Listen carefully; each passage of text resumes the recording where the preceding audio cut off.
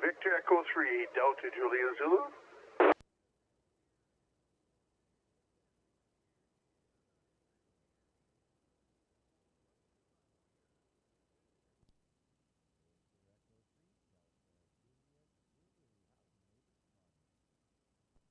Good evening there, Chuck. I just wanted to check in real fast before I fall asleep. So you take care and have a good night, and it's always good to hear you.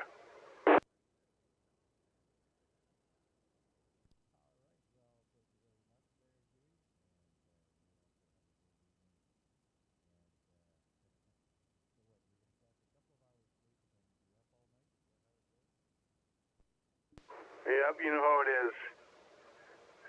Sleep for a bit and up all night.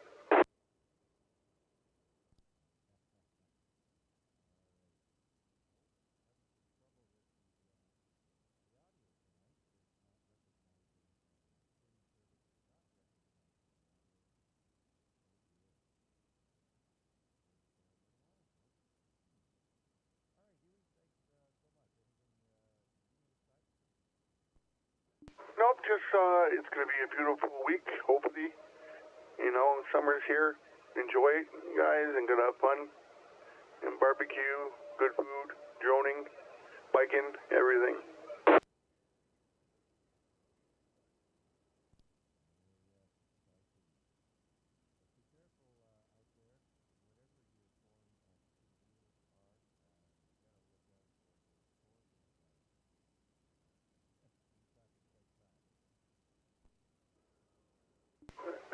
Don't tell me about it.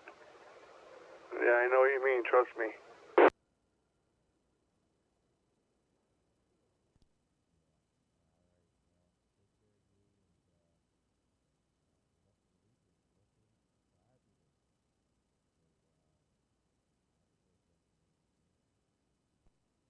Thank you, Chuck. Take care and have a good night, buddy. I'll talk to you soon.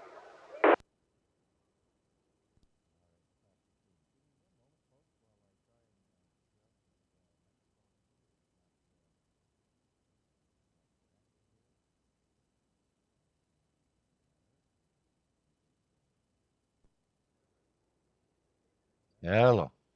There we go. Now you guys should be able to hear me. All right, it looks like the problem has been resolved, and here we are, back with some audio for the YouTube streamers. I see Wade, VA3NCA, Mark, VA3MHV, and Johnny Las Vegas. Hello, Johnny. Yeah, the audio should be there now. And we got Bill, VE3IUK, and finally Noel, VE3 Kilo Delta Tango. Thank you for joining me. All right, with that, if there aren't any more quick one and dones, let's open it up to anyone and everyone with a valid license who'd like to check in. Please come now. VE3 GMP. Item Bravo. VA3NCA. VA3XLJ. Victor Echo 3, India Uniform, Carolina.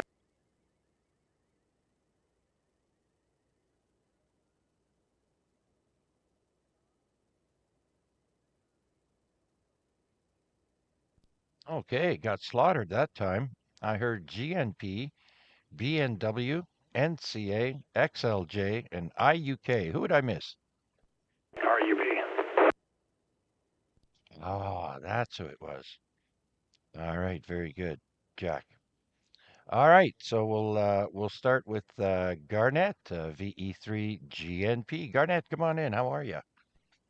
Good evening, talking about on that. No, good evening. Everything's good and quiet. I'm on the new radio tonight. Ah, the Flex Aurora. Is that correct? Yes. Yeah, like you said, you can't take your money with you. Might as well turn that money into some joy. So very good, Garnett. Hope you're still happy with the radio and its performance. Yeah, it's performing great. No real issue. But I was getting in, but that was it. I'm waiting home here for Pat to show up. She's flying in tonight. Oh, very good, eh? Right on. Uh, she'll probably mention that they're probably charging for everything now. Oh, you want to bring your laptop? No, that's an extra baggage. You have to pay extra for that. The airlines are trying to get as much money as they can out of you. Yeah, I understand that, but she's coming from Nova Scotia. So yeah, I think she lands at 9 o'clock tonight. 9 o'clock. You going to pick her up, or she's making her way into town herself? No, I'm probably gonna pick her up. All right. Well, safe driving, and please welcome her from us Hammies here in Hamilton.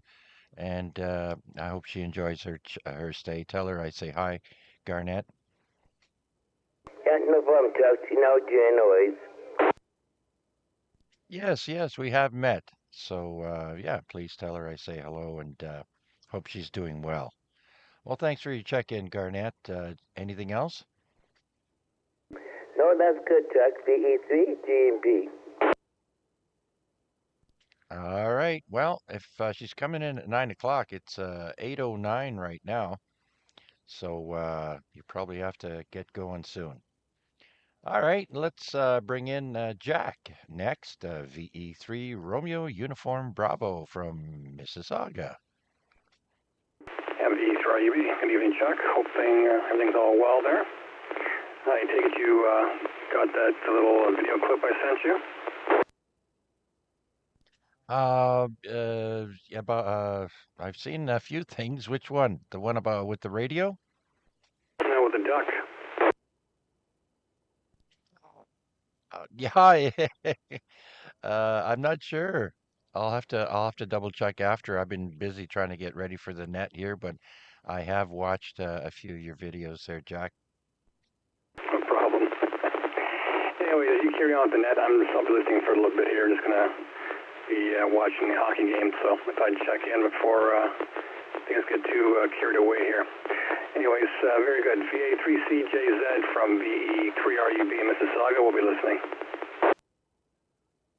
All right, Jack. I know we've had an inversion the last few nights, and I've heard you made comments about that. Um, the last two nights, I heard a repeater coming in like an S4 from Erie, Pennsylvania, or thereabouts. And I talked to the guy, say hi, and then well, of course, I had to go and look up on Repeater Book because the guy just installed a repeater, and I'm like, oh my God, no, not on simplex frequency, right? So I go back to the guy. I was finally able to put the tone in and break into the repeater, and I said who I was and where I was listening from. And I asked him, I says, I have a question for you. I said, why would you set up a repeater, which is something permanent, on a simplex portion of the FM band? And you know what his reply was to me, Jack? Guess. I have no idea. Unless he's doing a simplex repeater or something, or he was cross-banding, I'm not sure. But last night I was talking to a KC2GON in Ripley, New York, which is basically a little bit east, I think, of Erie, Pennsylvania. On 446 simplex, we were chatting there. Oh yeah, yeah, quite the inversion. So anyhow, it turns out that the repeater that was on 146 430 is linked up to another nearby repeater on 70 centimeters. So I looked it up on Repeater Book, I punched it in, and I got in there. And when I asked him, you know what his reply was? He said, well, the band plan is only a suggestion. It's not a law. So instead of getting deep into that hole, I just said, okay, thank you. I just wanted to know your answer. And then a bunch of other guys, of course, Americans jumped in there and said, oh, go to this web page and you'll find out all you need to know about the radios in Pennsylvania. And I was like, listen, buddy, I didn't even respond.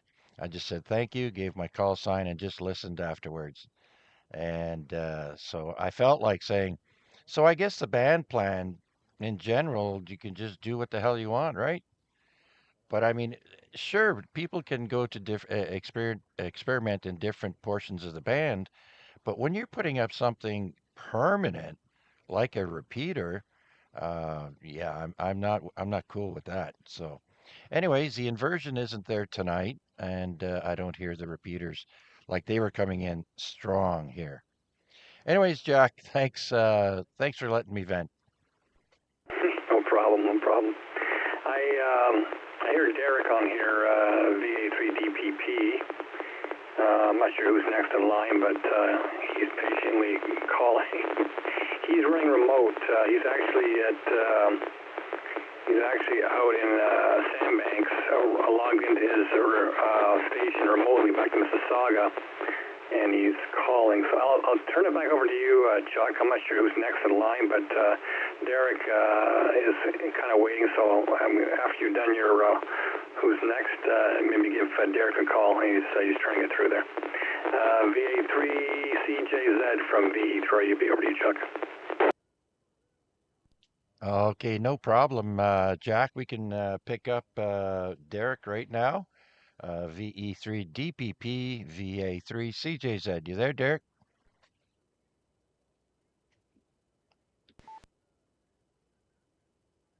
Derek, you there?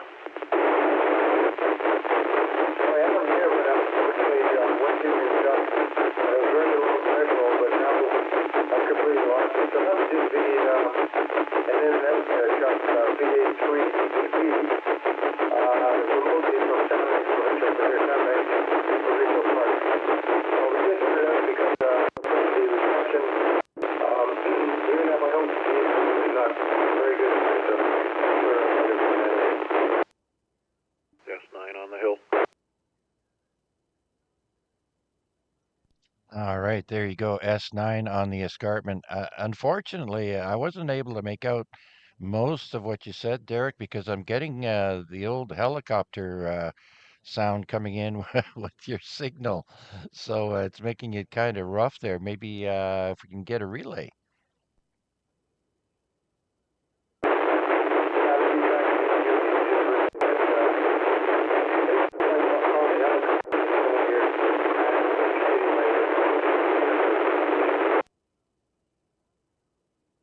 Okay, he's going to be in and out there, Chuck. I'm not sure why you can't hear him tonight, but conditions aren't the greatest, I guess, for where his station is. The station that said he's S9 on the hill, he was quite strong. I'm not sure who that was. It was VMW. I hear everything. Yes, you do. Yeah, you're quite strong here. How am I making it to you? Who's that, you? You're 15 over. Roger, yeah, likewise. Yes. Jack here, Mississauga, VE3UB. Anyways, over to you there, Chuck. Okay, very good then. Well, thanks for relaying for me there, guys. And yeah, I guess conditions were great the last couple of nights, but not tonight. I did hear Derek in there, but thank you so much for your check-in. VE3DPP from VA3CJZ. And Jack, thanks. I'm not sure if B&W is next. I think it's either him or Wade. VE3 B&W. Are you there?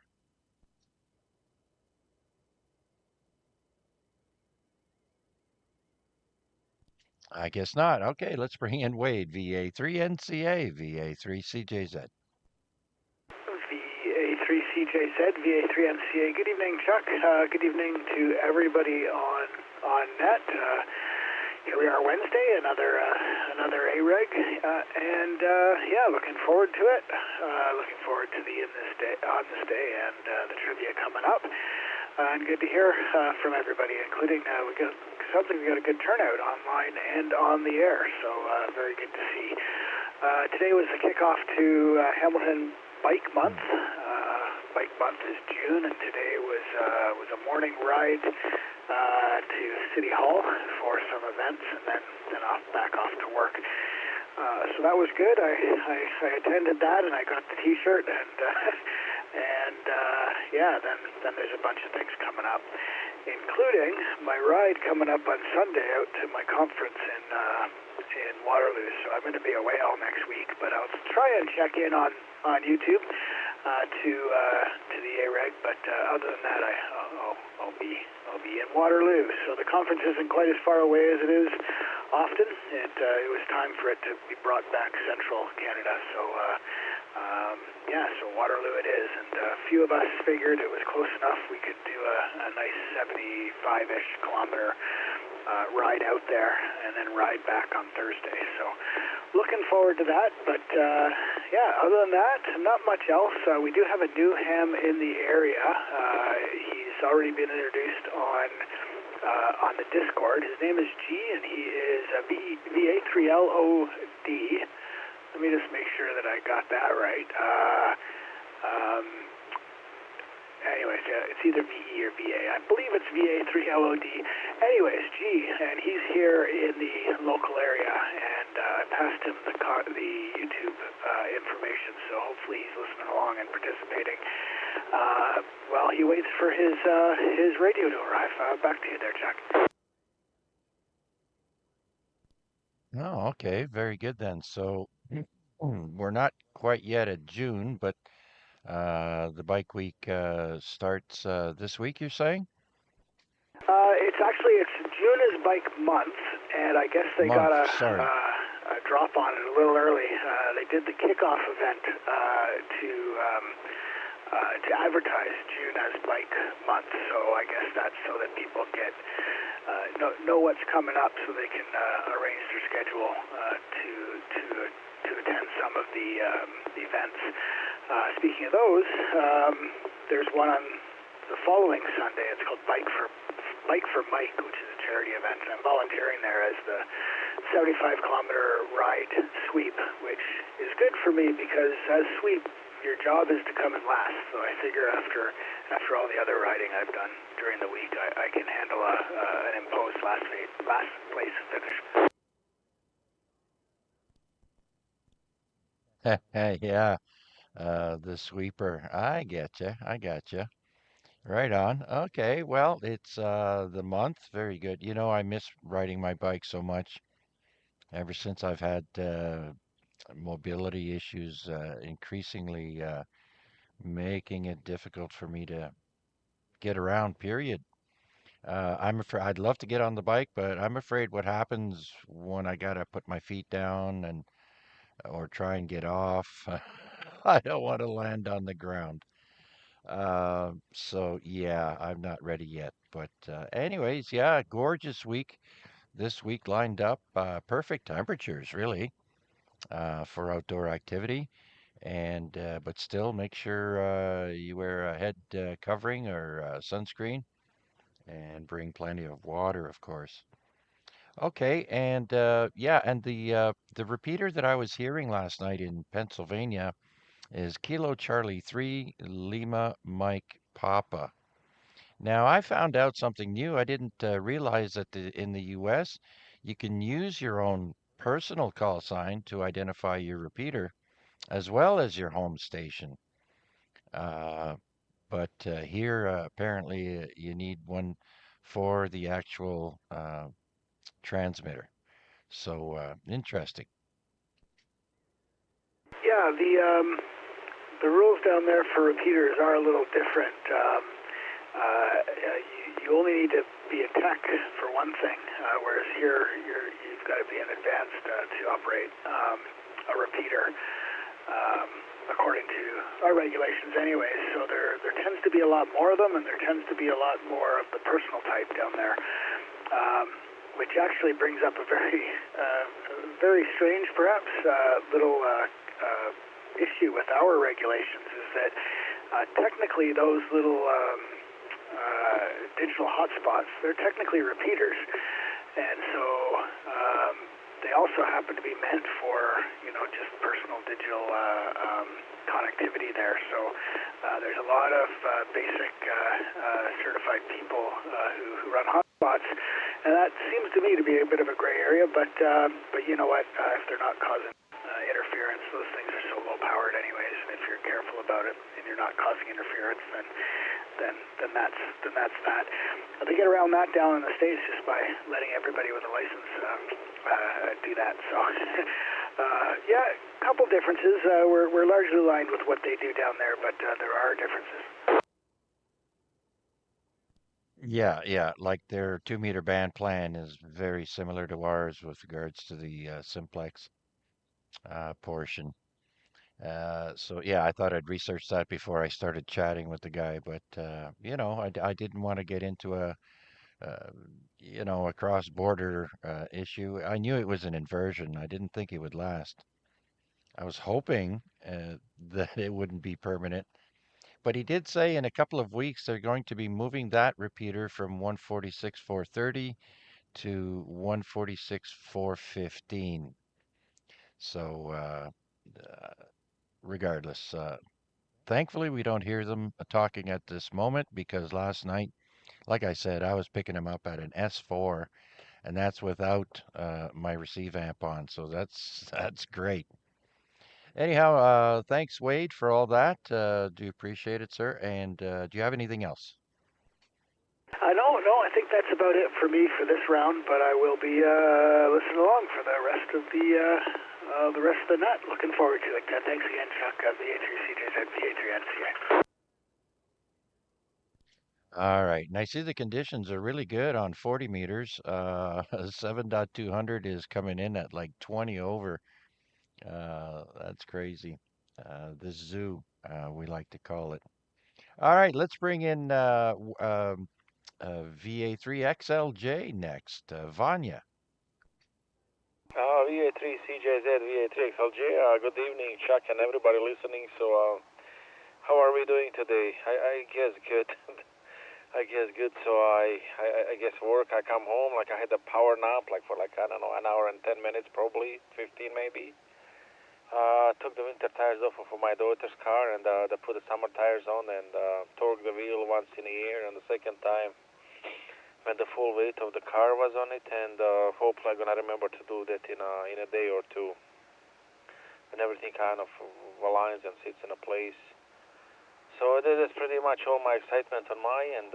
So I'm planning to check with you guys on time this time, not like those other times when I'm almost by the end of the net. But I'm gonna just drive by the gas station, pick the 2 cans of the beer, and kind of wind down and close the shop slowly a little bit later on. Bit on the tire side today. So probably I'm gonna hit the bed soon when the net is done. Oh, okay. Yeah. We don't all have the luxury of maybe taking a nap in the mid-afternoon uh, like some of us retirees. I know I enjoy my mid-afternoon nap. So, yep. When you get up early and come nighttime, uh, no one you know can blame you for being tired. Okay, Vanya. Anything? Oh, are you showing up for the event this weekend? I'm curious. I'm planning on doing that. So I mean that's the plan for I believe it's Saturday, 30th, I believe. So yeah, I have to be whatever I have to be at 11. I'm gonna be joining the Mark, and I can't remember who was the second person with him. So that's what I'm gonna do.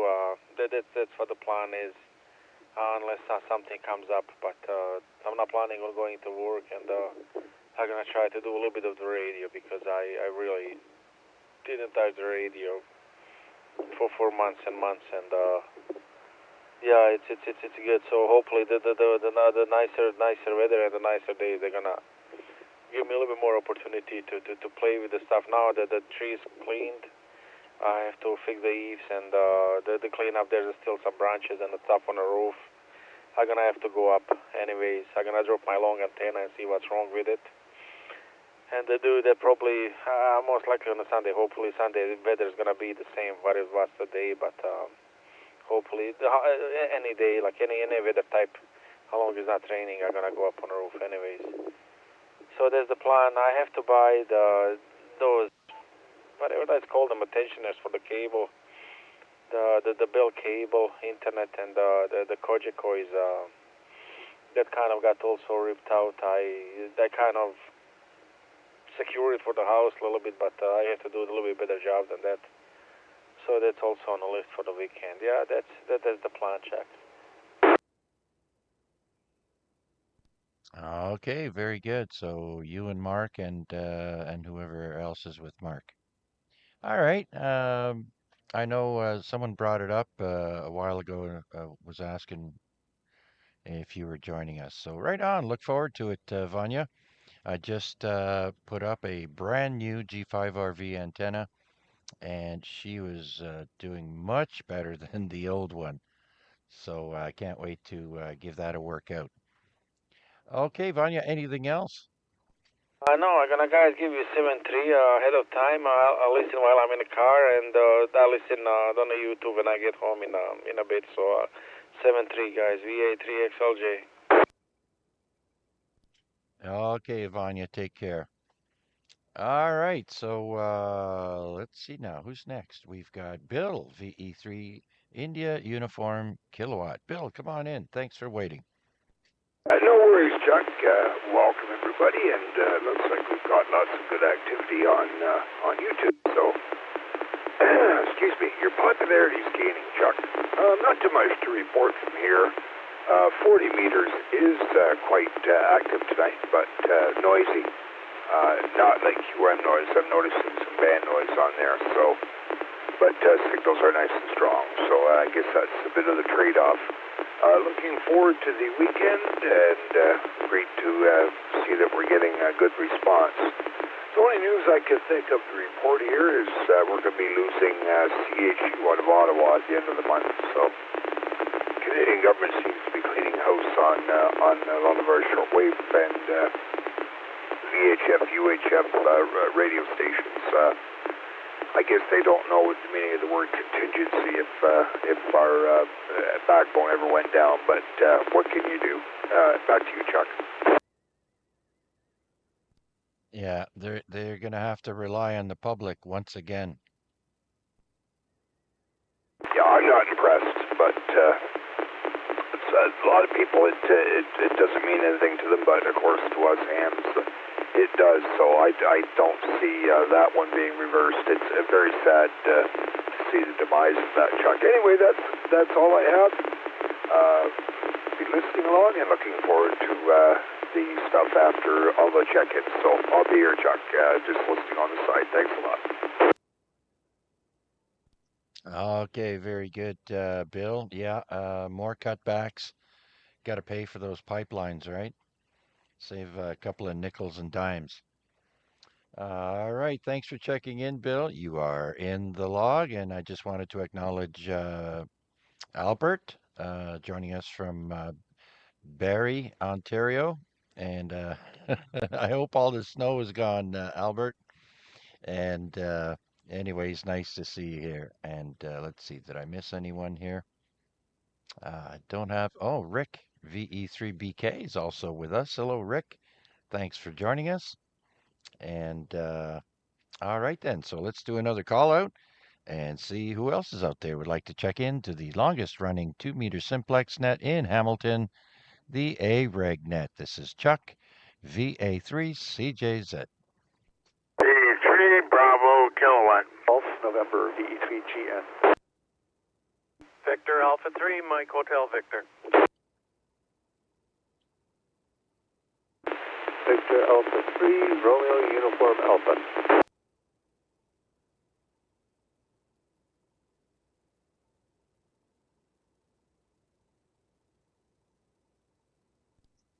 Okay, I think I've got 4 more there. Bravo Kilowatt, Golf November, Mike Hotel Victor, and RUA. Anyone else?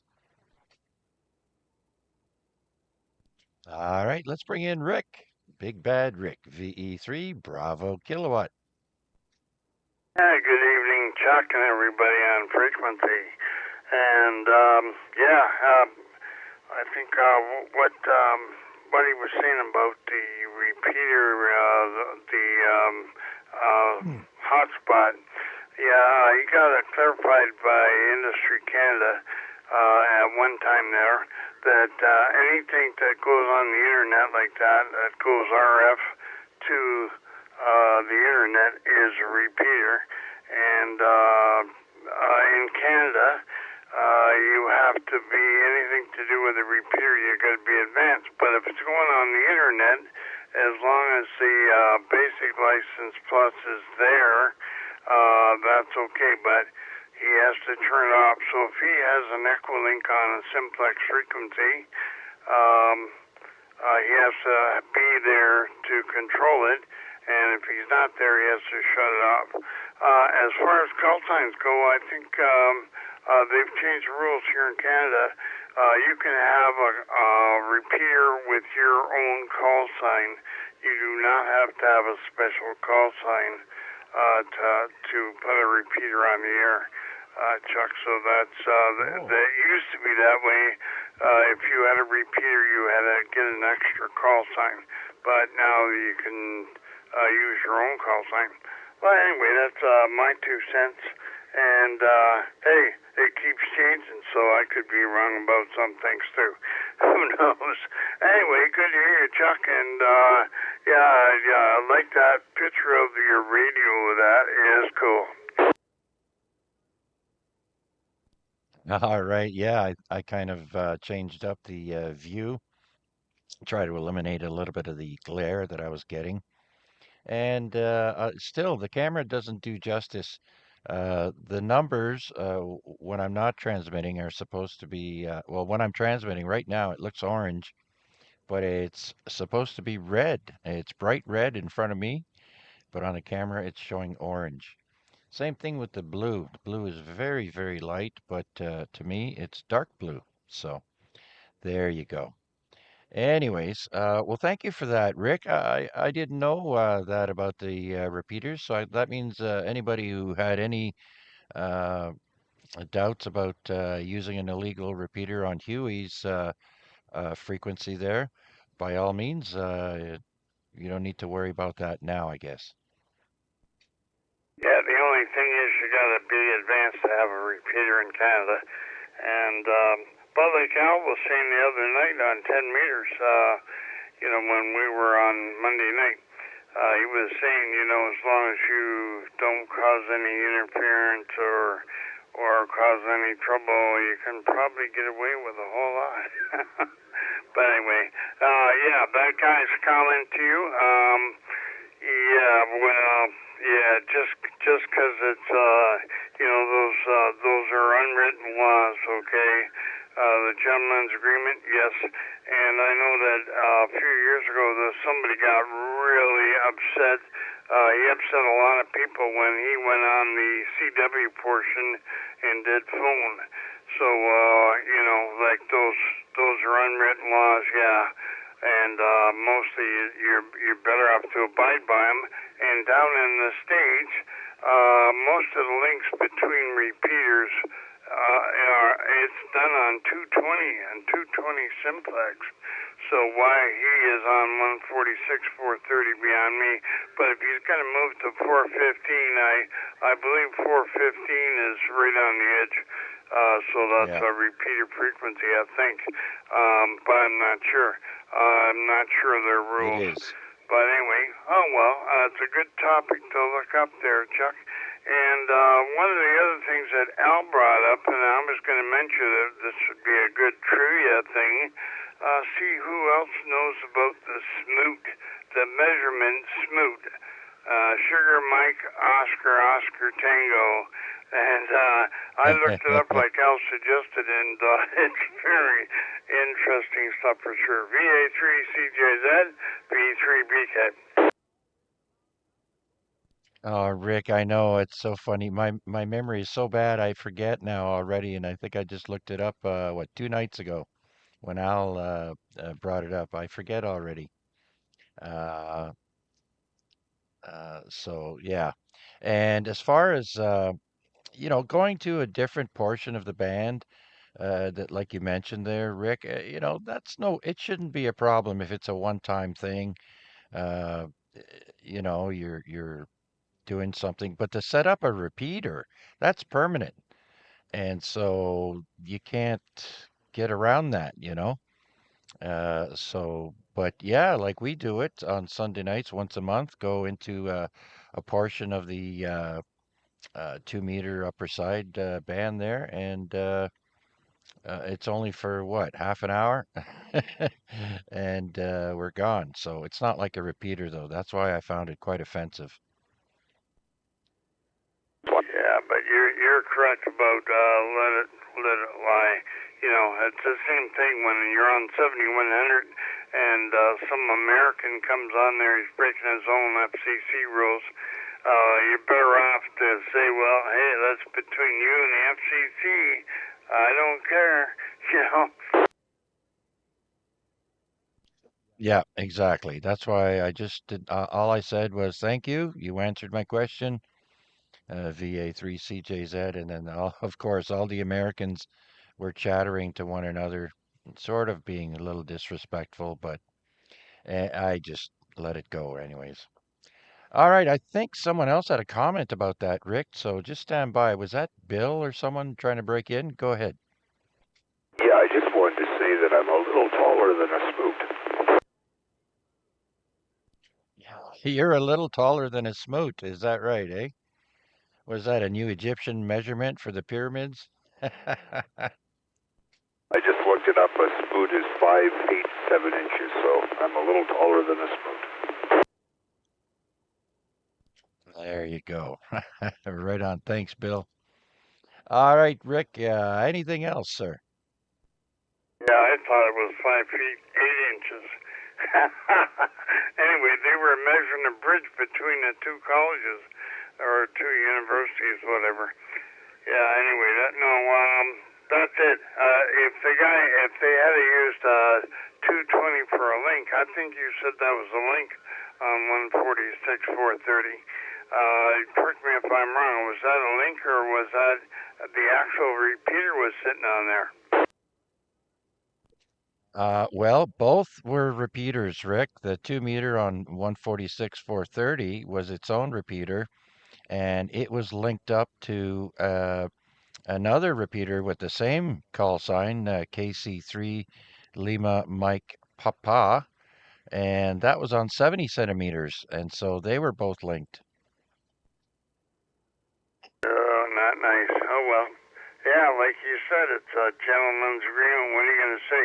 More people are quoting that, you know, like, as the rules, the old rules, the older guys stood by them, but I guess, some of these guys, they're going right by the letter of the law, so they are correct, though. Oh yeah, I knew that too. I think Arpad had brought that up once, and he said it's just a suggestion. And I mean, but yeah, that's cool. People roam all over the band plans and do whatever, but I feel a repeater is something permanent you can't get rid of, so that's my beef. Anyways, we'll move on. Thanks for checking in, Rick. And let's see, is there anyone else out there wishing to check into the Amateur Radio Exchange Group? This is Chuck in Hamilton. V3GN. Oh my goodness, I'm so sorry. There's 3 more check-ins to go. Sorry, Rob, VE3GN, come on in. Yeah, no problem, Chuck. Good evening to you. Good evening to everyone on net.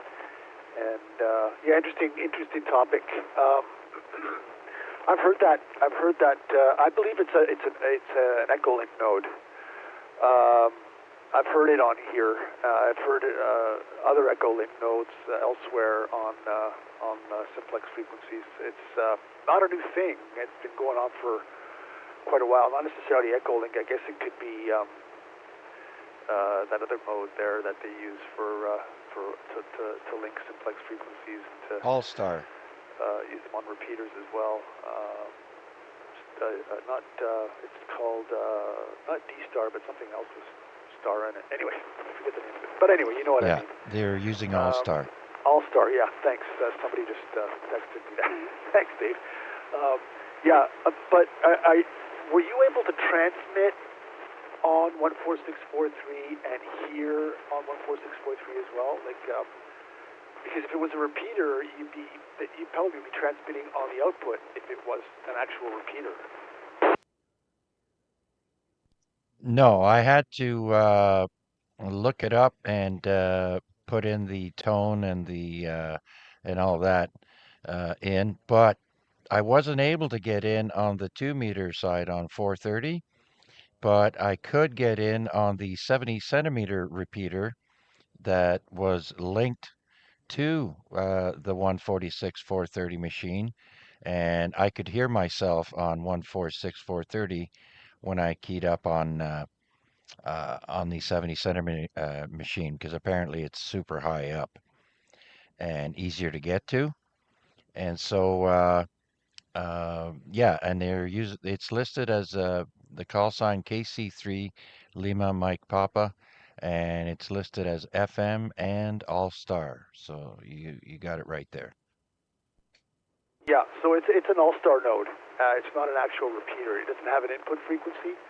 So anybody who's on it, like if you had been able to get to talk through it on this frequency, you might have required a tone or something, whatever. But you weren't going through an input frequency, so it's not a repeater per se. It's like Rick said, it's like a hotspot or an all-star node or an Echolink node. So that's been going on for a long time, and I hear them all over the place. I hear them on simplex frequencies quite often. So I don't think there's any issue with that.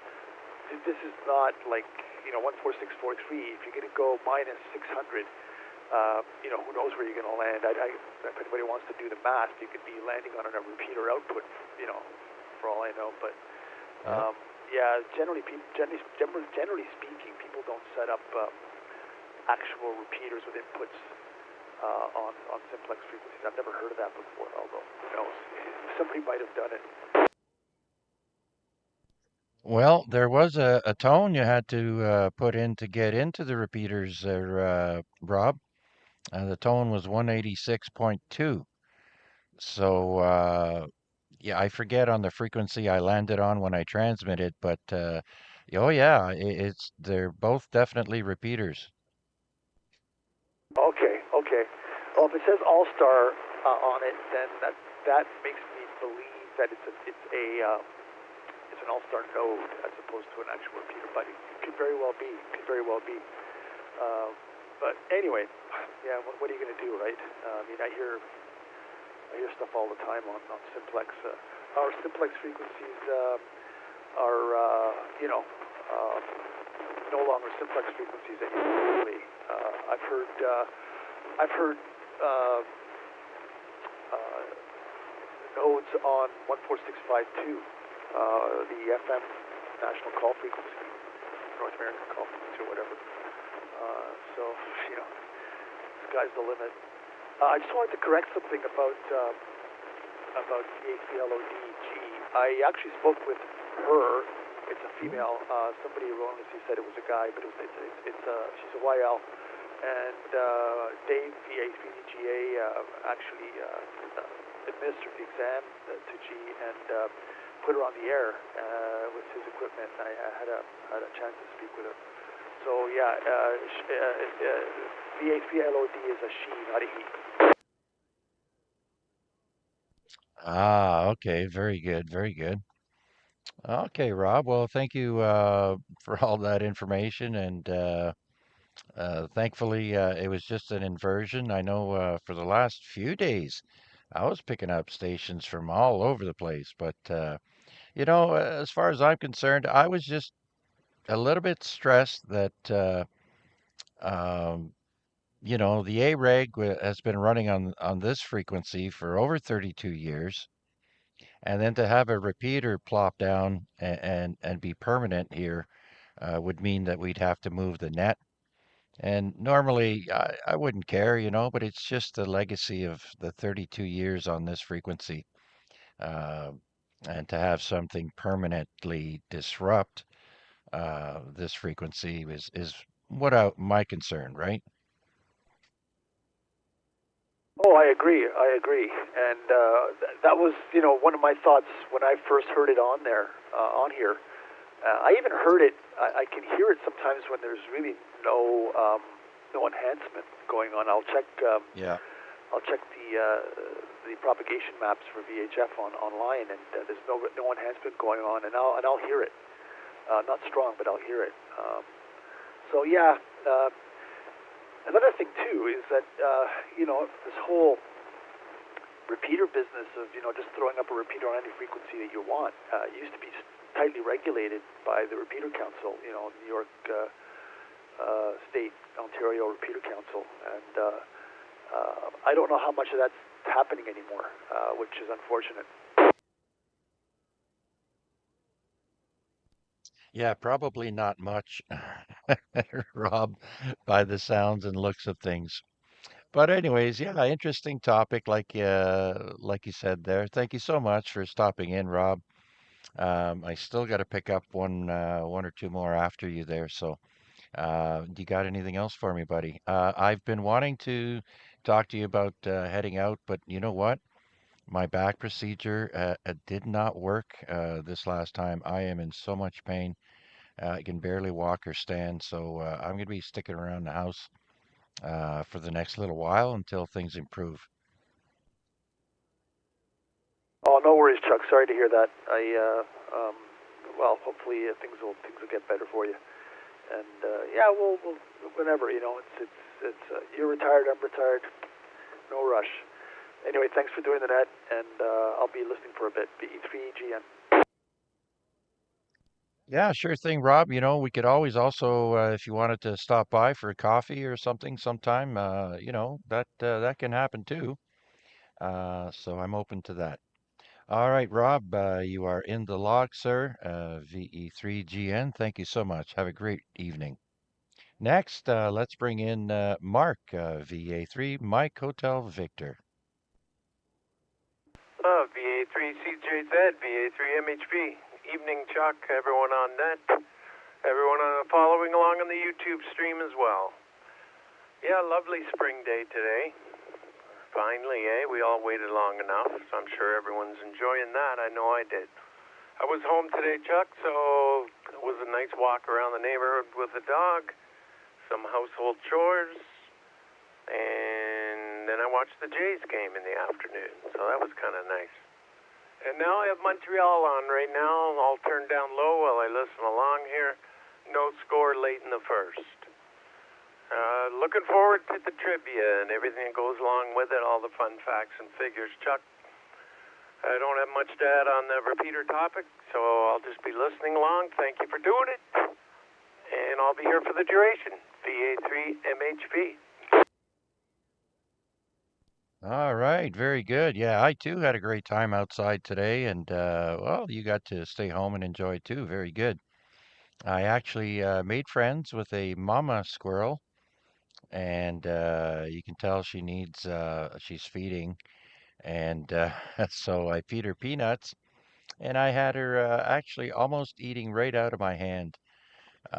So quite friendly. I got her to come right in through the doorway of the kitchen, and just a couple of steps in, and I you know, put some peanuts on the ground and she ate them right by my foot. So that was a lot of fun, but I don't want her getting used to getting coming in the house, that's for sure. My wife left the back door open one day to let some air in a few days ago, and she came in the kitchen and found a squirrel on the table. So, all right, Mark, thanks, buddy. All right, so let's bring in RUA next. VA3 Romeo Uniform Alpha. Hello, Chuck, and everybody on net and the YouTube. I hope I'm coming in a little bit better than I was before. Can you hear me? Well, yeah, no, to me, you're an S1 here, and that's with my receive amp off. And but I can make out what you're saying. It's crackling a little bit.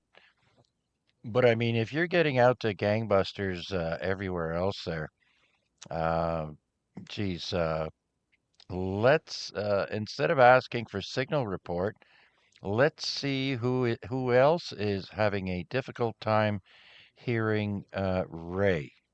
Please come in now.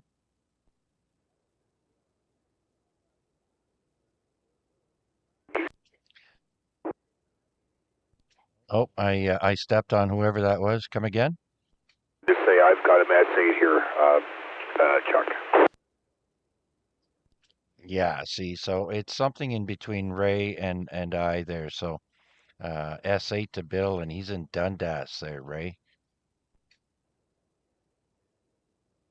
Okay, so everybody east of my position can hear me. West, He's over here. Yeah, they're well, where are you, Ray? What's your location? just behind Mohawk Ford on Upper James. Okay, so those guys are all west of you. Uh, so who's east of his location there that's got a copy on him? VE3LB, I got an S9 Plus. Oh, there you go, Ray. Well, well, yeah, he's at Mohawk and Upper James. Okay, not terribly far from you. So, okay, Larry, I got you in the log here next. Let me finish up with Ray. So, Ray, I wouldn't worry about it. It's just between you and I, buddy. Okay. Yep. There is a piece of steel protruding from my roof that I believe is completely blocking my signal down into the center mall area. That kind of sucks. So yeah, still playing with my little 20-watt radio, and it seems to be working pretty damn well. Yeah, there you go. I mean, if it's working right, try.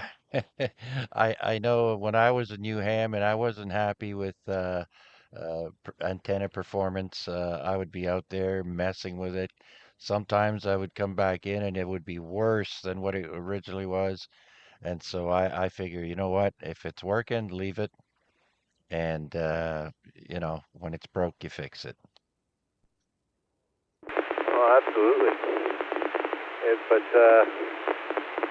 I'm just trying to figure out if there was a way I can get rid of that lovely piece of steel that's protruding off my roof. I have to talk to the landlord about that one. But other than that, it's been a good net. 7 degrees, I am off. And we'll talk to you all at a later date.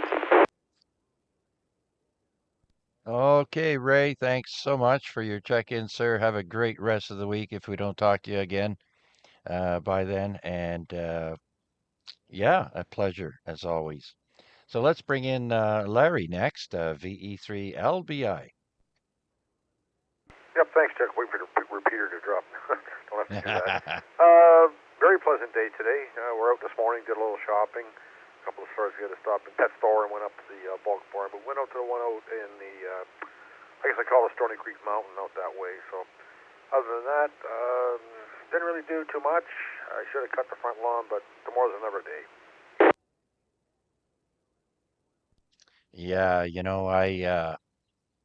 I took me 2 days to cut my lawn, and it was funny because on the way back from my doctor's appointment I had yesterday, I was telling Renata, I was planning once I get my check in, I was gonna, buy a nice weed whacker, compared to the cheap one we have, and so I get home and I start I usually I do the weed whacking first, or use the trimmer, I mean. I use the grass trimmer first, and then I blow it around when I pass the lawnmower over it, so there's less to clean up. And I was near some stones that the wife had put down as a border near our grass, and all of a sudden the cap on the spool just exploded in pieces. And of course, now there's nothing holding the spool in, Larry. So I had to buy another weed trimmer. I remember what you were talking about that one year I bought a brand new one. I think it was the second house rent over on the East Mountain here, and it was a good weed name for it, whatever it was at the time. And of course, I got it all set up and the backyard. And I do the same thing. I usually trim and then I cut. See some people do it reverse, but I always find, you cut it back and then you just basically run over with the lawnmower. You don't have any pieces to pick up. So, anyways, I plugged it in. I started it up, and next thing I know, I looked down and there's just smoke billowing out of the motor. This is a brand new. The guy had just plugged it in, just smoke coming out of it. So I said to the wife, and of course it was out cutting the lawn. I said a couple of beers. Said, "You need to take a run over Canadian Tire, take back this weed whacker. There's something wrong with it." So I take it over, and anyways, they did exchange it. But this thing hadn't run even more than a minute, and it just burned up. Ouch. I hate when that happens. And the thing with me is when I have to return, like I buy most of my stuff online, right? And if you return something, you got to go to the, what is it there, Office Depot, and they have the Pure Later or whatever you use to send it back. And it's a pain, right? Because I don't have a car at my disposal. My wife has it for work every day. So it's kind of a pain. But it's easy when you can just drive, a couple miles to the store and say, here you go, it's not working, boom, bing, bang, boom. It's a little different when you're doing it like through Amazon, for example. Nope, I hear what you're saying. So, anyways, at least you got one now that you can use it. All right, I'll pass it back to you. See if there's anybody else in there. If not, I guess you'll carry on with the trivia stuff. Thanks, Chuck, for doing it. All right, very good, Larry. Thank you so much for your check-in. And with that, let's see who else is out there would like to check in to the Amateur Radio Exchange Group. Victor Echo 3, Sierra Mike November.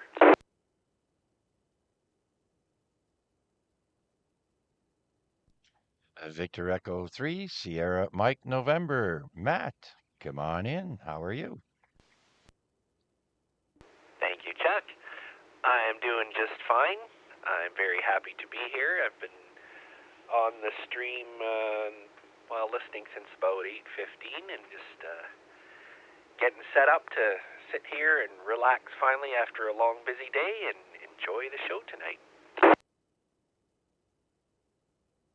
All right. Yeah, pretty busy at the shop lately or just today? Yeah, it's been pretty busy.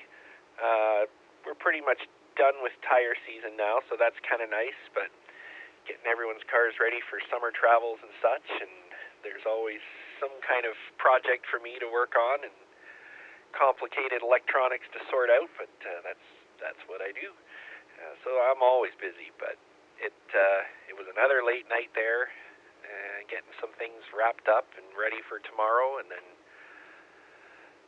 had to go to my dad's after work with a friend of mine who does HVAC stuff to charge up his house air conditioner, and we found a leak, so we're going to have to go back again with some repair tools and parts and such.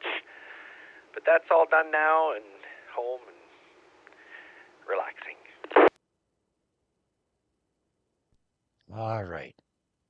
So you just sit back, kick back, and relax. Keep your hands and feet inside the car at all times and enjoy the ride, Matt.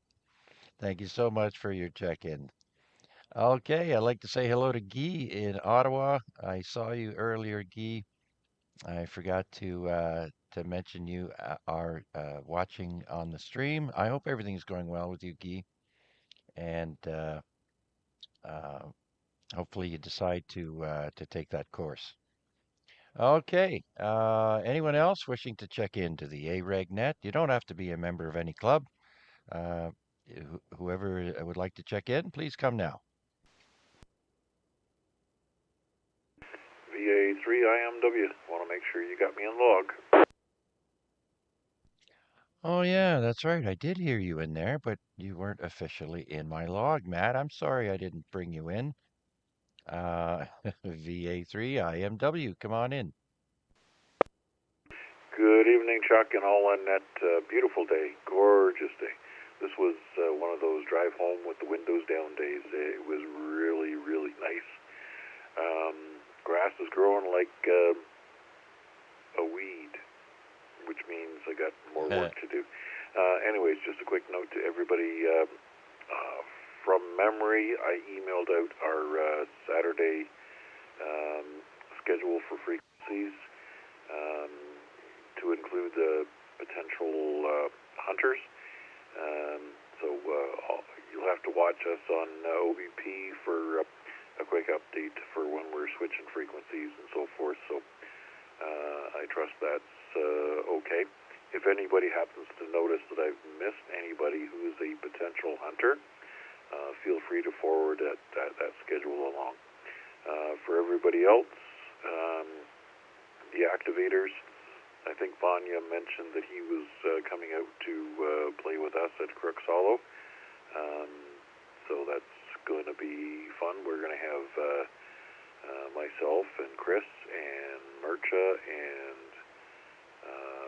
Vanya, and I'm not sure if there's somebody else. But anyways, we'll make it work, and we're going to cycle through those park to parks really quick. We'll talk Friday night about how we're going to do that, just so that we can speed up the activity and slow down the traffic, and give a few more seconds between bands so our architects at the park can manage to get their antennas and radios switched over to the various frequencies and bands. Anyways, I did have some input on the Pennsylvania repeaters. This particular guy, the Kilo Charlie 3 Lima Mike Papa, the 2-meter repeater is actually a repeater. It is FM and All-Star. It's not just node. So it lists itself as a 146.430 frequency with a plus 1 megahertz offset, which is kind of funky. So typically your 2 meters is either plus or minus 0.6, and for them to do this, it means you have to do some funky stuff when you set up your radio in order to get in that repeater. That's probably why you weren't able to get that set up on your radio. And like you said, it's a 181 or 186.2 subaudible tone. So yeah, thankfully it's only periodic. I do hear them quite frequently. They're usually like kind of an annoyance, like an S2, 3, 4 maybe ish. So when we're up here doing the AREG on this frequency, everybody else locally just kind of clobbers them. So, but when you get an inversion, it's going to be that's going to be the time when it's going to be a bit of a problem. So if they're moving it, great job, and this frequency will remain clear at least until somebody else decides to do whatever they please to do with the band plan. I guess I'm also guilty of violating the band plan because we actually operate sideband on 70 centimeters and 2 meters outside of the area reserved for single sideband. But now that I've confessed my sins, I feel cleansed. Oh, my son, you're absolved. Okay, very good, Mac, for all that information. Yeah, I did notice that. That's why I couldn't get in there. So, like, and everything you said, yep, I agree. So, thank you, and yep, stay tuned for Friday for more information on the N1CC event this Saturday morning at 11 a.m. And unless anyone has any immediate questions, thank you, Mac. Anything else? No, all good for me for the time being. Let's get going with the trivia. Ah, yeah, trivia. Geez, I got to pull that up. I was going to talk about something else other than the trivia. Actually, it's a trivia, but it's not a question and answer trivia that I had in mind. But if you give me a moment here, I can pull up uh, the old trivia that I had going, and we can finish up because we're almost near the end of it. So give me a moment here.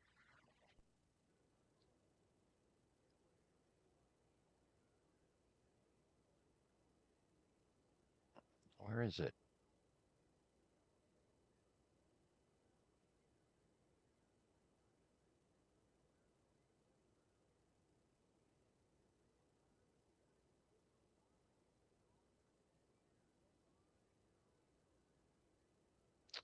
Okay.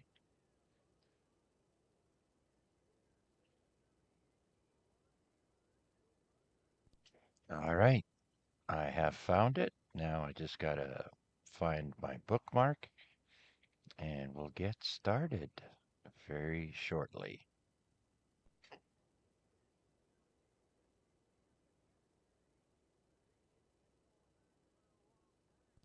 Oh yeah, anyone remember what a love apple is?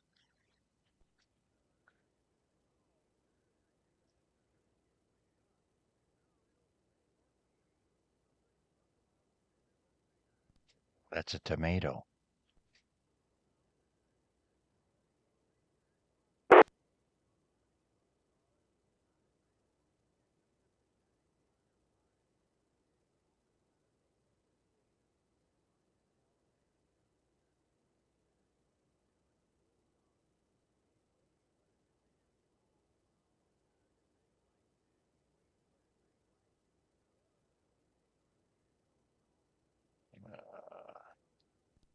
What about the stinking rose?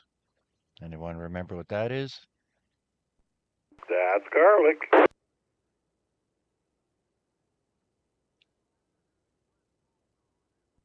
That is correct. Oh, we're getting near the end here. I'm gonna have to find something else here soon.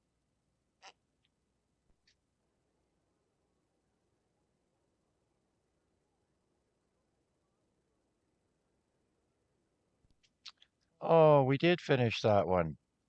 All right. Give me a moment then, and I can pull up another one then, I guess.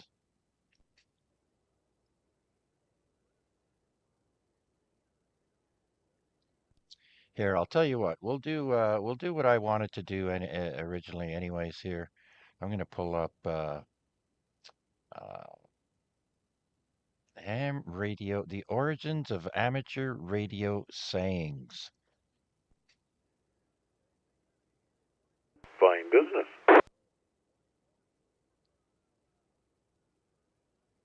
Now, I remember Bill, VE3IUK, kind of starting it up the other night, last week, I think. And I did not get an email from him regarding that. But anyways, I got a little something here um, with the origins of amateur radio sayings. Amateur radio lingo has rich historic roots. Most phrases date back to wired telegraphy in the 1850s, developed to shorten Morse code messages, conserve time, and overcome language barriers across the globe. Ham, the origin of ham is the term ham was originally a derogatory pejorative used by professional commercial telegraphers in the 19th century. It was used to mock amateur operators with poor, clumsy Morse code sending skills and described them as being ham-fisted. So there's the term for ham, because we all know hams are also amateurs, right? And so the professional and commercial telegraphers were basically mocking the amateurs and calling them ham-fisted. That's cool. So the evolution now. The early amateur wireless operators, perhaps unaware of the insult, embraced the term. By the 1920s, it had been reclaimed and proudly adopted as a badge of honor. Next, Q codes. The origin. Most people don't know these terms, right? So what's a Q? Nobody would know what that is, except hams, right? So the origin of Q codes. International, maritime, and wireline operators needed a way to communicate clearly across different languages. They established standard three-letter combinations, starting with the letter Q, that represented full questions and answers.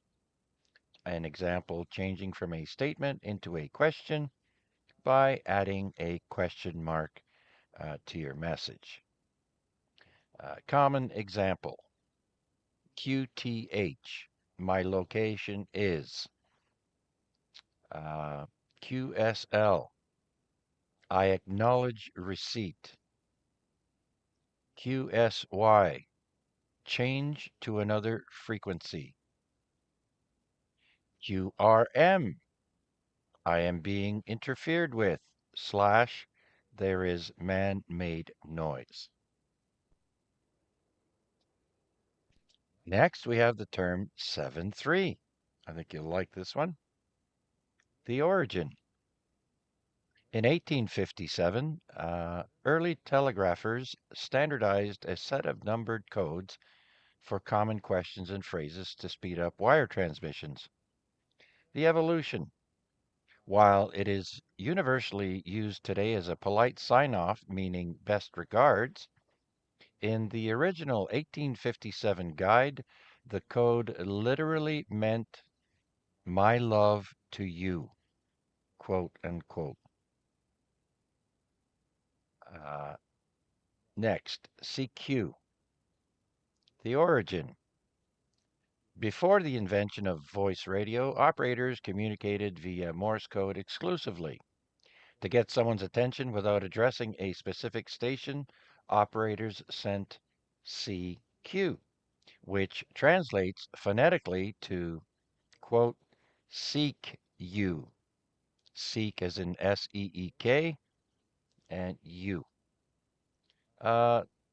The evolution. It remains the standard call in amateur radio today. Alerting anyone listening on the band that an operator is looking for a conversation when you say CQ.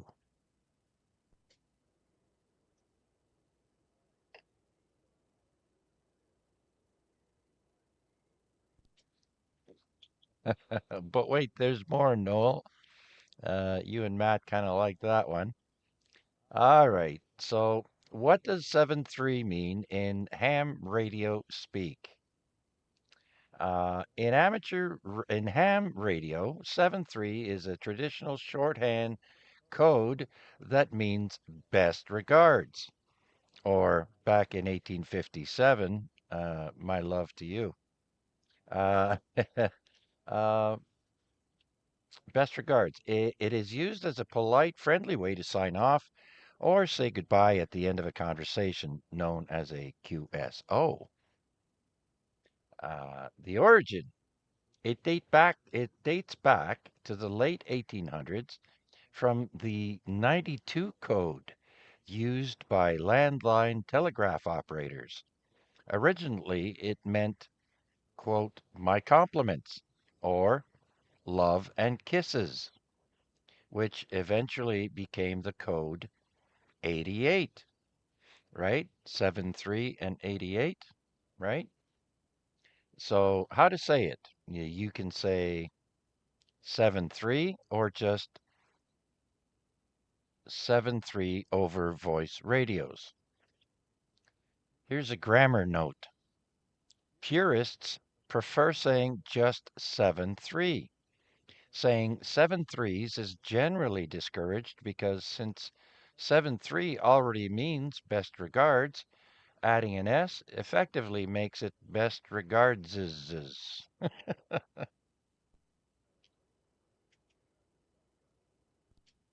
All right, next, the origins of QSO.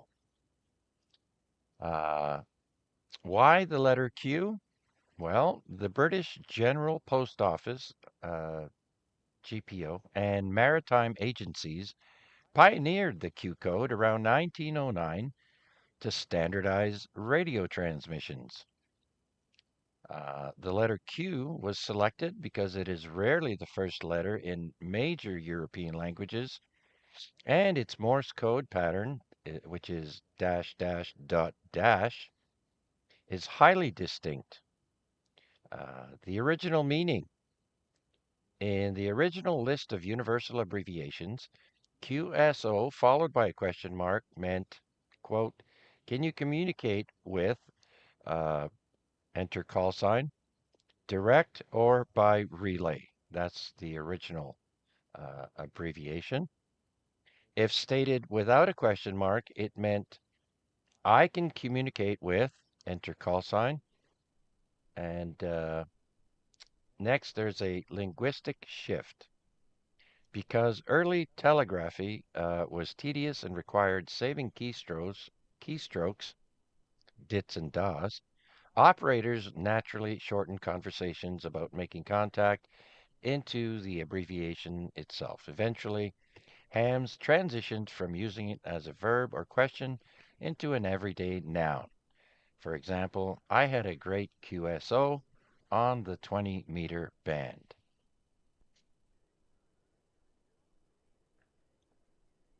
All right, popular Q codes in ham radio. Of course, QSO is part of a larger family of Q codes you will frequently hear operators use as shorthand phrases.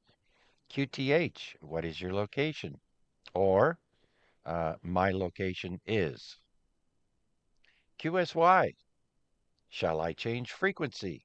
Or, I am changing frequency. QSL, can you acknowledge receipt? Or, I acknowledge receipt. Often used to verify a contact, as in a QSL card. And next we have QRP. Are you operating low power? Or I am operating low power. QRZ. Who is calling me?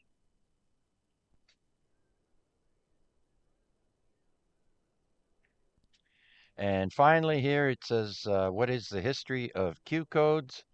The original Q codes were created as circa 1909 by the British government as a list of abbreviations prepared for the use of British ships and coast stations licensed by the Postmaster General.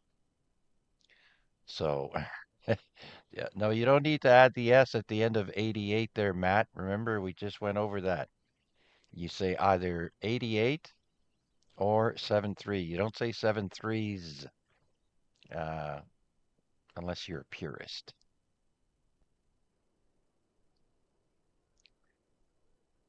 All right, so do we have any questions, comments, or check-ins for tonight's net? Please come now. Question and a comment, VE3RWJ. VE3RWJ. Chris, come on in. Yeah, thanks, Chuck. Really enjoying the net tonight. I haven't tuned in a while, and I'm regretting it. This is fun. QRO means high power. QRP is low power, but QRO is high power. I only learned that one recently. The one I've never seen a definition for, and I've been a ham over 30 years now, is a lid. Someone does something stupid on the air, and someone else says, oh, there's a lid. What does that mean? Where does it come from? Certainly you don't hear lid anywhere else, just in this hobby.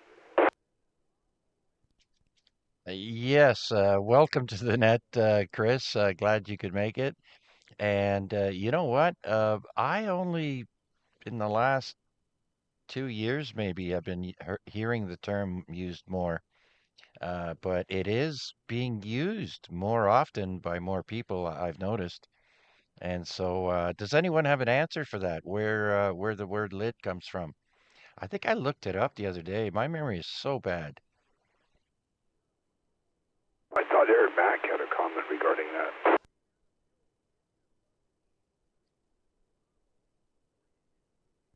Yeah, Mac, you there?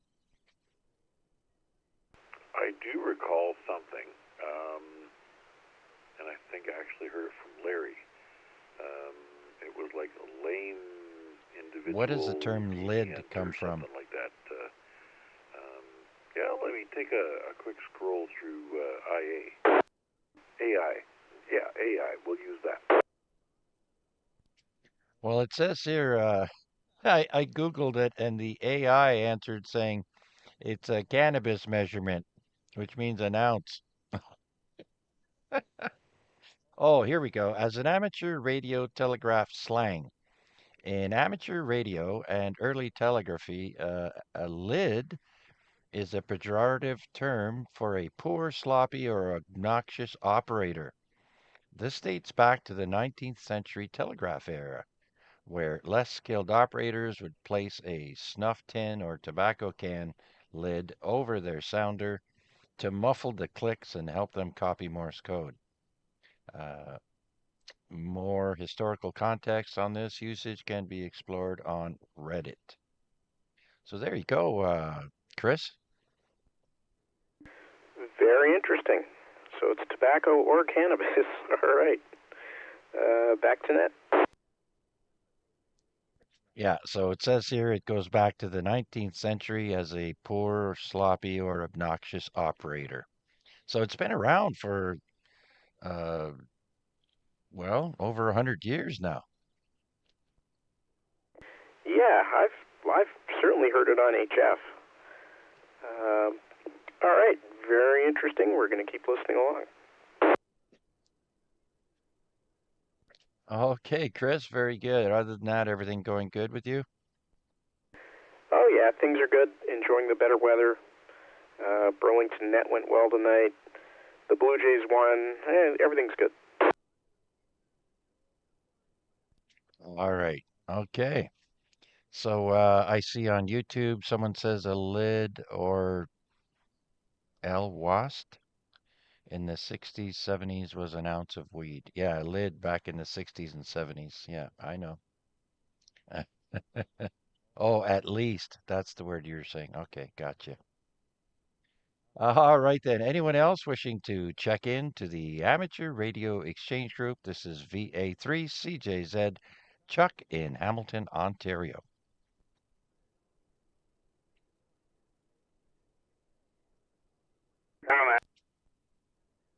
Oh, okay. We got a comment there. Go ahead. Yeah, that term lid has been used for a long time because I've been a ham for 41 years and they used it way back then too. But anyway, have you announced any contests yet? No, I have not, Rick. So I'm hoping you could take care of that for me. Okay, the big one this weekend for I think it's 48 hours. I'd have to check. I got nothing in front of me here. But it's a CQ Worldwide WPX in CW. So this will be great for the guys that are doing POTA on the weekend. They stay away from the lower part of the band, gentleman's agreement. Anyway, stay away from the lower part of the band, and it should be wide open because there's hardly any contests on this weekend at all. But the CQ Worldwide WPX and CW, that's going to be a big one, and the lower part of the band on every band's going to be swamped. So, anybody who wants to do POTA on CW, I'd say forget it this weekend. But if they're doing POTA on the phone band, and I hear they're going to open up quite a few other bands like 6 meters and 220 and 440, and they're going to try for 6 different bands for an award or whatever. I think Matt can correct me on that if I got that wrong. But anyway, it should be really good for the POTA boys on the weekend there. And that's my comment, V3BK. Yeah, if they're doing FT8, you mean? Yeah, I missed that. Say it again. Yeah, there's a big CW contest, right? So that means people doing FT8 are going to run into CW contesters, right? Well, FTH usually around 70 on frequencies, and CW goes from 0 to 50. So, if you go by the gentleman's band, gentleman's rules, they shouldn't interfere with each other either. So, so the POTA, anything on phone should be clear and loud because there's no contest really to speak of this weekend. Over. Yeah, I gotcha. Absolutely. Yes, it's only the CW bands will be jammed up and be wide open for the POTA groups, which means this weekend will be should be a big hit. Okay, Rick, thank you for that. Anything else? That's it. Now while I was off there, I worked Randy on 3.760. He's on every night at 8 o'clock, and he goes till about 9:30. I don't make every night, but I made tonight, and I did that so anybody that's got HF 80 meters, might want to give him a call. And I had a 5.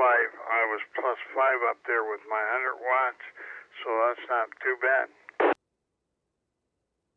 Yeah, right on. Very good. Yep, my new antenna can tune up on 80 now, and I've already checked in with Randy. So yeah, I of course can't do it tonight. But yeah, there's now my options are back to being wide open. Before with a very compromised antenna, I wasn't able to do as much. So I'm pretty happy about that, Rick. Oh yeah, that new antenna is great for you. But 80 meters is the band a lot of people overlook because they don't have a big enough size in their backyard, or at least they don't think they do. You can put up an inverted V, and Yep. it will work good too. But 62 feet for a quarter wave. So you can zigzag that in your backyard and, make up an antenna that works. But 80 meters is really good at night. Yeah, oh yeah, absolutely. And now I can go there once again. All right, very good, Rick. Thank you so much for all that. And let's see, anyone else out there wishing to check into the AREG net, please come now. Still awake. VE3 DJZ. VE3DJZ, go ahead, Huey. I'm good to know I'm not illegal no more. I'm out. I'm set free.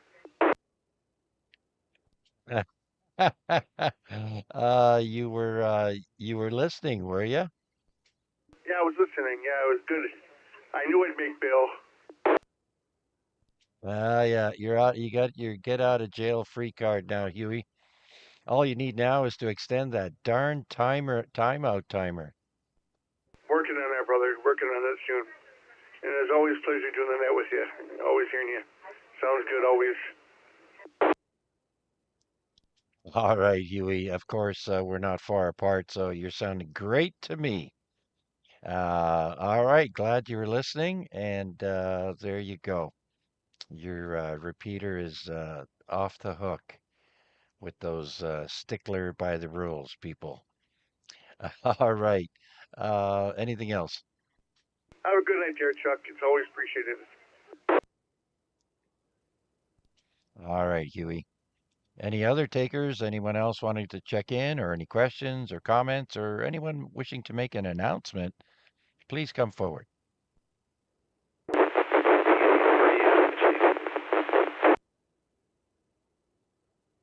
Oh, very scratchy copy. I believe that's VA3NFG.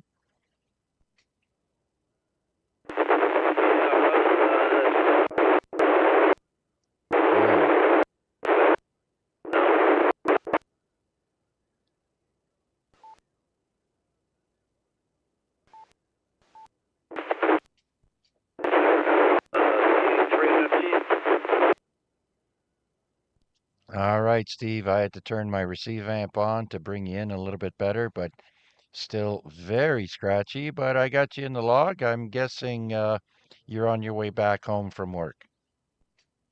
Yeah, roger that. Getting closer and closer to my house. Probably about 1,000 meters from my house now. We probably got a better copy on it. Yeah, not much, Steve. I think you got a Bofang inside the car there with no external antenna. Is that right?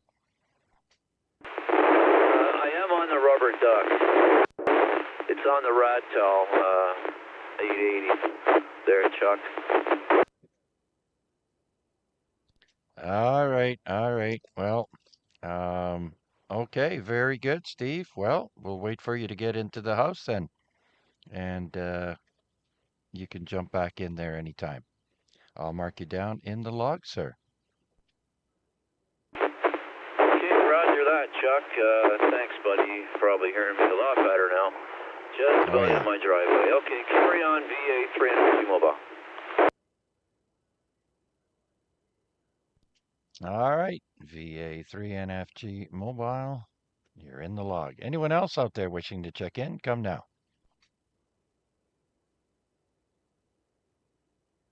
All right, nothing heard. How about we jump into on this day real quick here. We didn't get a chance. Next week I'll have a better selection for some trivia. But for tonight, we're going to do on this day, week 276. We do today's famous birthdays, famous deaths, and then important events on this day, which is May 27. So we'll start with the birthdays, of course. And the first person is Cornelius Vanderbilt. Now, before I explain, let's explain. Cornelius Vanderbilt was born on this day in 1794, and he was an American shipping and railroad magnate. He owned New York Central Railroad, and of course, he was born in New York. Now, everybody's watched CNN, and you've all heard of Anderson Cooper. Well, his mother's last name is Vanderbilt. So he specifically changed his name so he wouldn't be recognized as coming from one of the richest families in the world. Lots of old money there. Anyways, moving on, next is Wild Bill Hickok. He was born in 1837, an American cowboy and scout. They have here, born in Troy Grove, Illinois.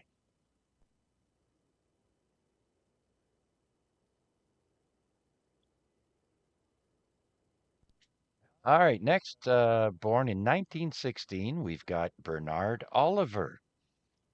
He was an American engineer at Hewlett Packard, and he was an inventor that invented the first handheld calculators called SETI, or also SETI, SETI, and pulse code modulation.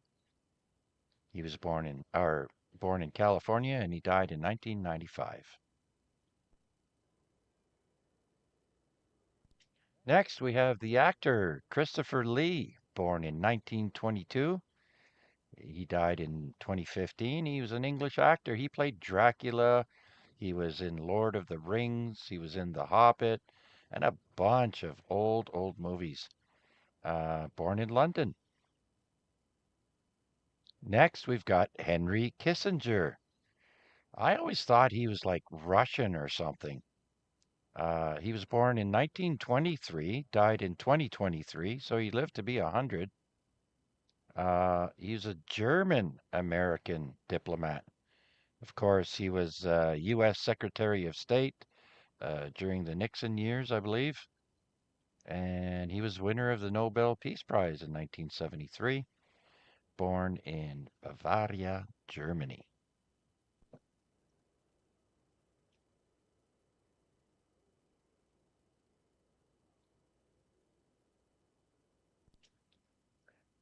Born on this day, 1933, Ted Rogers. His actual real name is Edward. I didn't know that was the short form for Edward. Ted Rogers, a Canadian entrepreneur with Rogers Communications. He was also a Major League Baseball team owner, the Toronto Blue Jays. And he was also a philanthropist, which means he liked to give away money. Uh, born in Toronto, Ontario, and he died in 2008.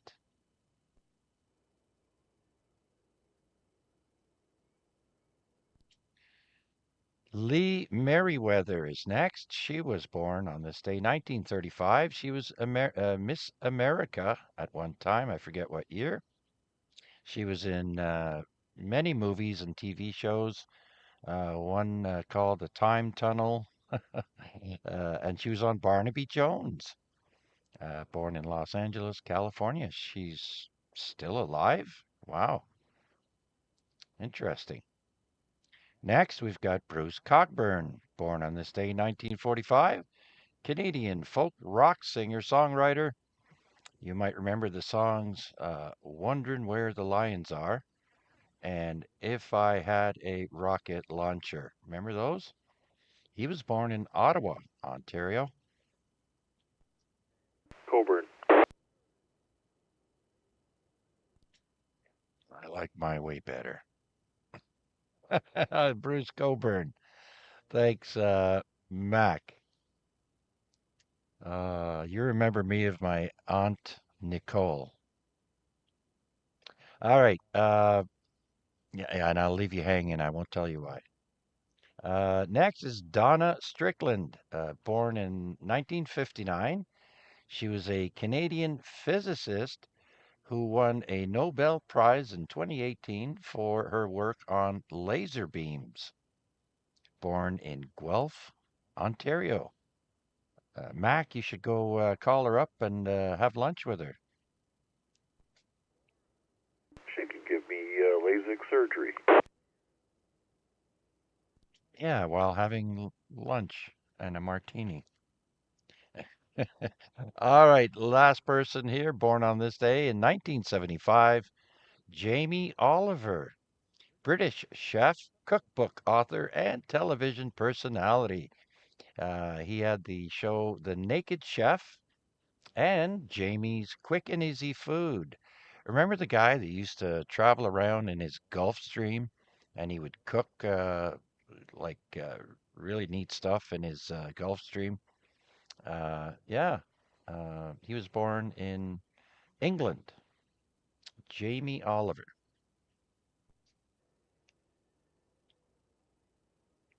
All right, before I pick up who died on this day in history, do we have any check-ins, comments, or questions? Come now.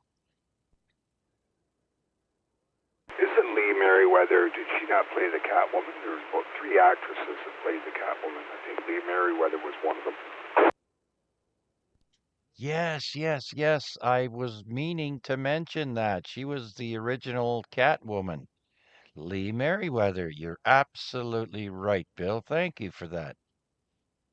The other 2 were? Well, I guess you could say the first one.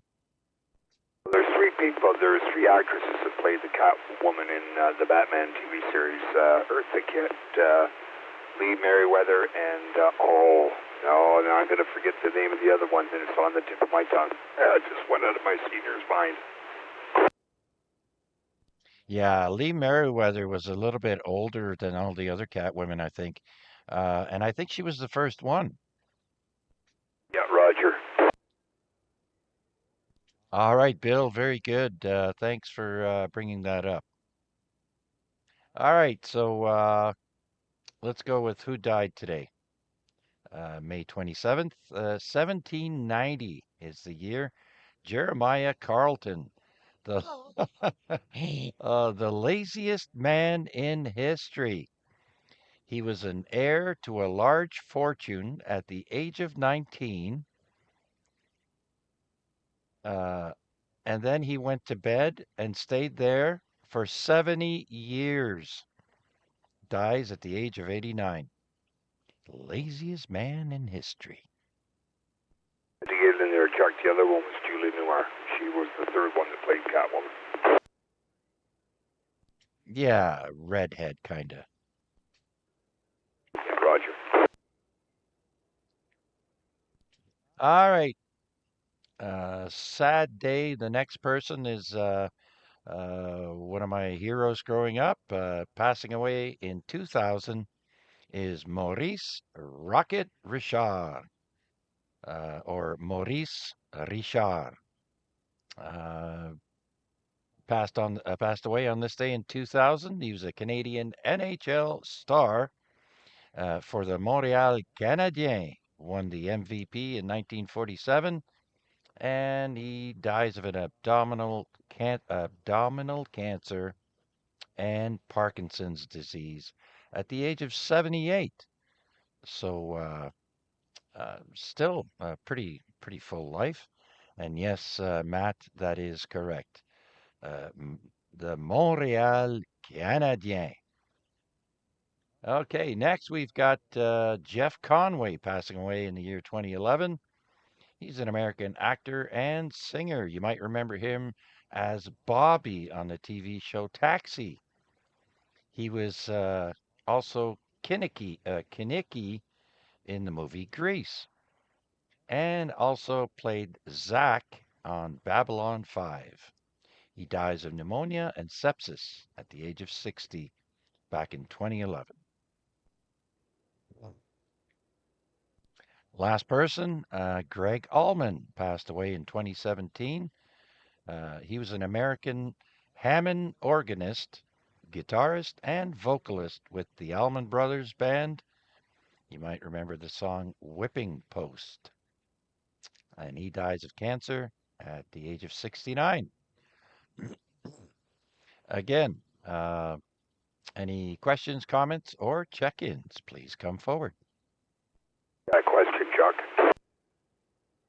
Yes, Bill, go ahead. Wasn't his brother also a hockey player, Henri Richard? They called him the Pocket Rocket, if I remember correctly. Yes, that's right. That was his brother, but I don't think I've ever heard of the term pocket. I might have, but I don't remember. But yes, Henri Richard. I just remember watching the games when I was a little kid, and I remember hearing Pocket Rocket, and that sort of stuck in my mind. That's why. Anyway, Chuck, thanks a lot. All right, let's go through quickly. Today in history, events. And we start with 1703 and St. Petersburg, which is now called Leningrad. St. Petersburg is founded by Russian Tsar Peter the Great on this day in 1703. And in 1813, during the Civil War, Americans capture Fort George, Canada. Fort George is almost at the mouth of the Niagara River and Lake Ontario.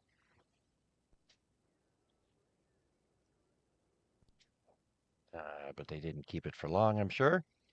Next, in 1907, the bubonic plague breaks out in San Francisco, thanks to those little fleas on the rats that are aboard those ships, coming from all over the place, the bubonic plague.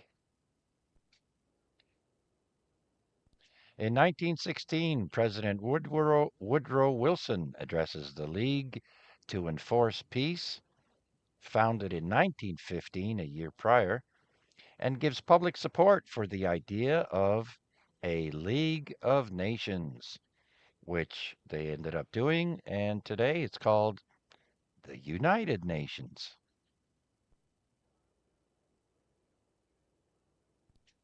Guess how old masking tape is? Anybody on YouTube or on the radio here, can you guess how old masking tape is?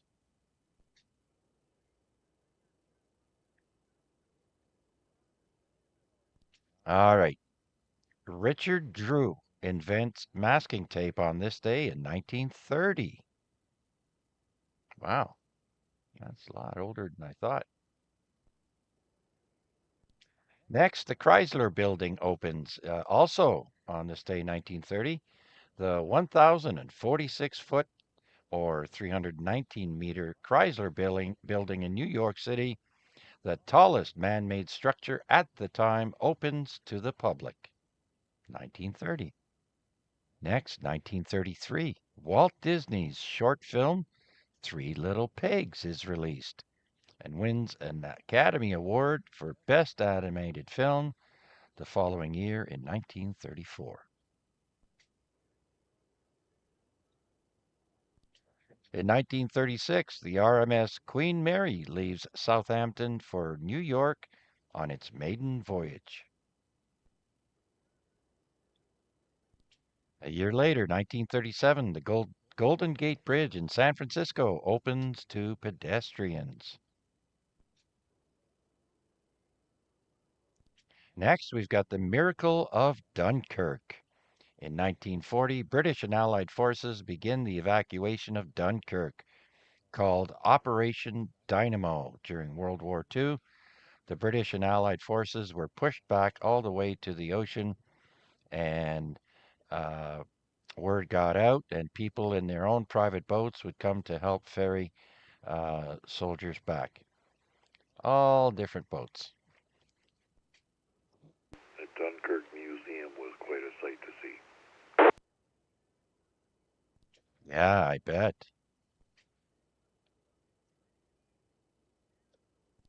All right.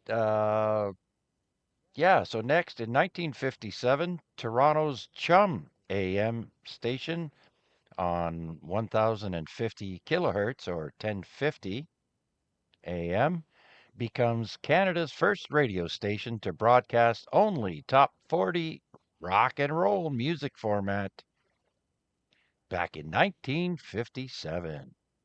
Rock and roll. I can only imagine. All right, in 1961, the very first blacklight is sold.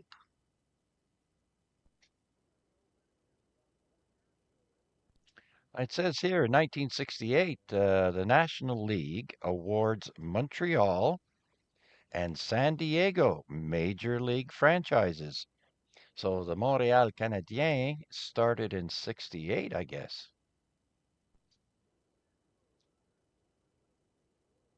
Or 69. All right, speaking of 1969, Walt Disney World construction begins at Bay Lake and Lake Buena Vista, Florida. Huge, huge complex. Way bigger than the one in California.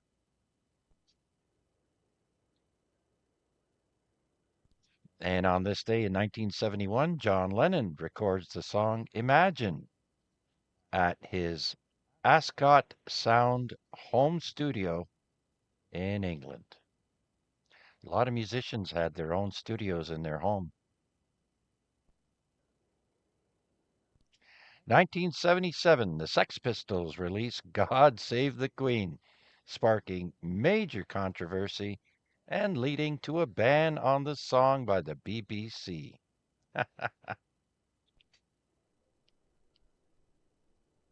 And in 1985, Britain agrees to return Hong Kong to China in the year 1997. 1994, Larry King ends his radio show.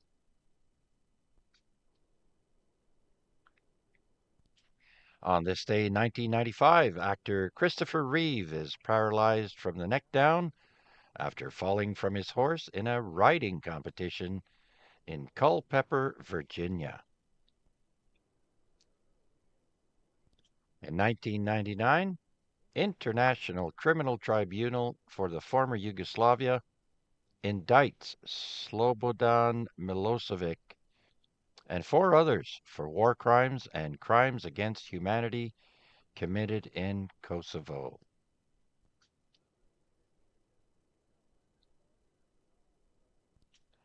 And in 2013, the largest flag ever made at 5 tons with 44 miles of thread is unveiled in Romania. 5 tons. That's a lot of fabric. and thread. Well, that's it. I made it before 10 o'clock. I hope you all enjoyed on this day and, well, the rest of the net for that matter. And with that, do we have any last minute check-ins, questions, or comments? This is VA3 CJZ.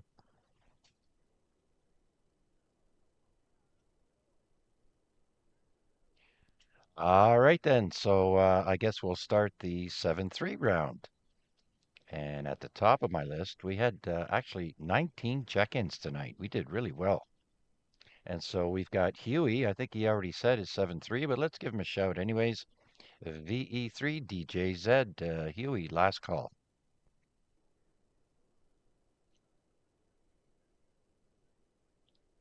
And Garnett is probably on his way back from the airport. But let's see if he's listening. VE3 GNP.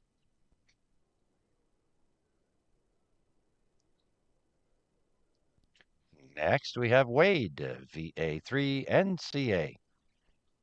VA3 CJZ, VA3 NCA. Yeah, I'm still here. Reminded here by Noel to say 88 to everybody who made it out tonight. Thanks all, and another successful AREG in the bag. Thanks for doing it, Chuck, as always, and 73 and 88 to everybody listening. VA3 NCA, back to you there, Chuck. Don't forget the kisses. 88, everyone. Very good, Wade. And Noel, you funny guy. Okay, Wade, have a great rest of the week. 2 more sleeps, and it's Friday. Take care, my friend. And it's going to be a great rest of the week, weather-wise. Lots of sunshine. So let's hope it stays that way. And how about Vanya? He's next up. Victor Alpha 3, X-Ray Lima Juliet. Are you there, Vanya?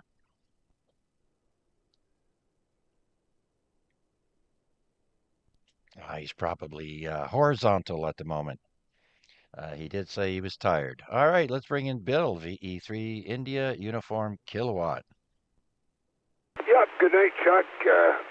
Great net as usual, and my apologies. I forgot to send you that email. I had composed it, and I just noticed it was still in my inbox, but you did okay anyway, so that's cool. Looking forward to seeing everybody on the weekend and hearing from the locals to participate as well. Thanks a lot, Chuck. Good job. All right, Bill, thanks. Yeah, I completely forgot that we had gotten to the end of that last trivia list that I had there. So hopefully people found the meaning of some ham radio terms interesting and changed things up just a little bit for tonight. But next week, I will have a complete new list of trivia to keep you guys guessing and entertained. All right, thanks, Bill. Let's see if Jack is listening. VE3RUB. Jack in Mississauga.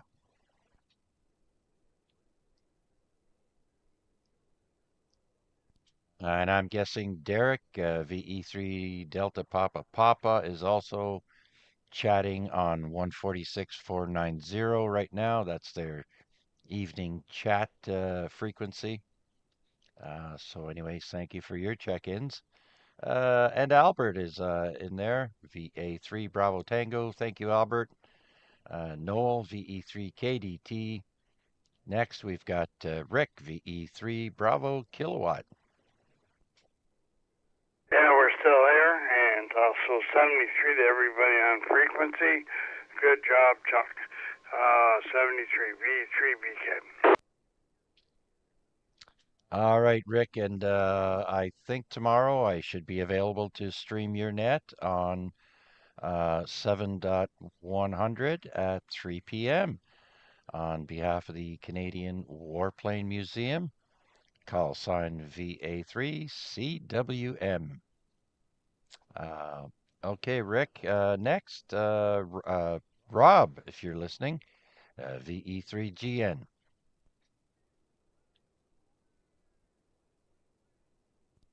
Mark is next, VA3 Mike Hotel Victor. Yeah, it's still here, Chuck. Thank you for doing it, my friend. entertaining as always. And I will say 7-3 singular to everyone. Have a good rest of the week. Looking forward to next week, Chuck. VA3MHV, back to you. Oh, there we go, Mark. See, some people learned something tonight out of all of that, and that's right, singular. So you learned something new tonight. Very good, Mark. Take care. Have a great rest of the week, buddy. We'll talk to you again soon, hopefully. Next is Ray, VA3RUA.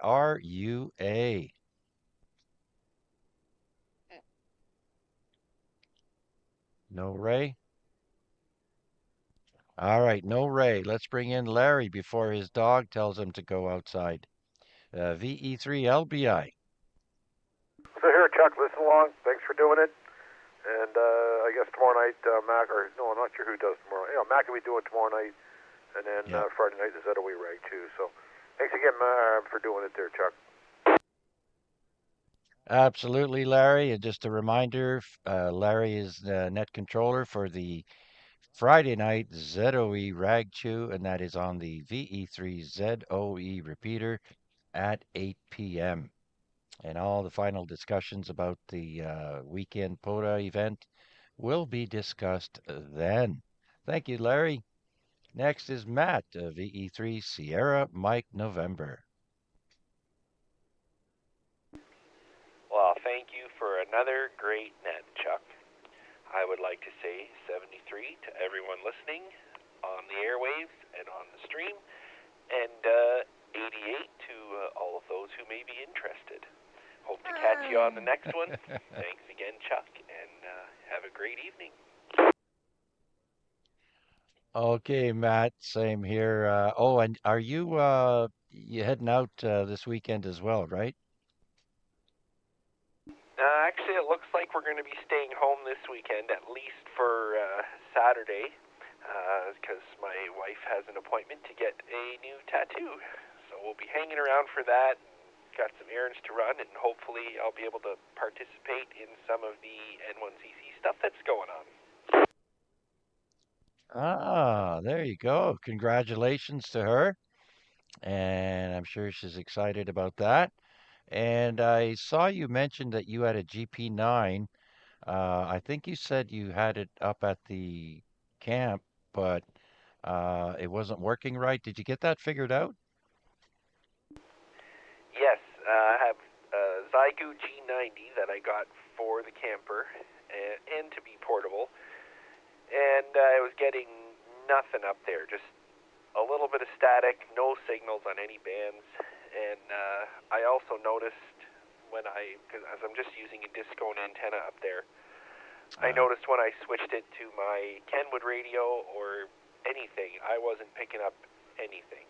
VHF, UHF, FM radio, it just lost everything. But I ended up finding out that one of the couplers in my coax, because the coax I've got run through the chassis of the trailer, and the back, there's a coax extension that goes up to the antenna, and the coax coupler was all corroded, so I cleaned it out and got it all working. I'm going to replace the couplers anyways, just to be on the safe side, but yes, it's all sorted out. Oh, okay. I'm glad I remembered to ask you that. Oh, very good. Very good. Yeah, it's a lot of people might have little things to tune up on their antennas. Be sure to try and make time to try and get that done before we get scorching hot and humid temperatures, uh, especially if where you're working at is going to be exposed to the elements. So I know I've been told to stay out of the sun due to skin issues, but anyways. Thanks, Matt, and well, I guess we'll be hearing you through the weekend there. So, all right, very good. Thanks for your check-in, sir, and always appreciate you. Next, we have Mac, VA3 India Mike Whiskey. That's the guy. I know him. Anyways, Matt, while I've got your ear, send me a quick email at VA3 I'm not sure that I've included you in circulating the N1CC schedule, the matrix, and I'm not sure I got your email address. Anyways, thanks for another one, Chuck. Certainly appreciate all the effort you put into this weekly entertainment, and we're looking forward to hearing from everybody tomorrow night on 146.125 at 7 p.m. 7-3s to one and all. 7-3, 7-3s. Hugs and kisses to everybody who wants those. No broback moments. And good night, Mrs. Calabash, wherever you are. Recheck the E-Trail BI. Okay, Mac. Go ahead, Larry. Mac, have you heard from Thomas at all? Thomas. Thomas who? Absolutely nothing. Okay, Dave was inquiring. Okay, thank you. All right, back to you, Chuck. Thanks. All right, no problem. Okay, Mac, and have a great 2 days at work. And then it's Friday. So with that, let's see if Chris is still with us, VE3RWJ.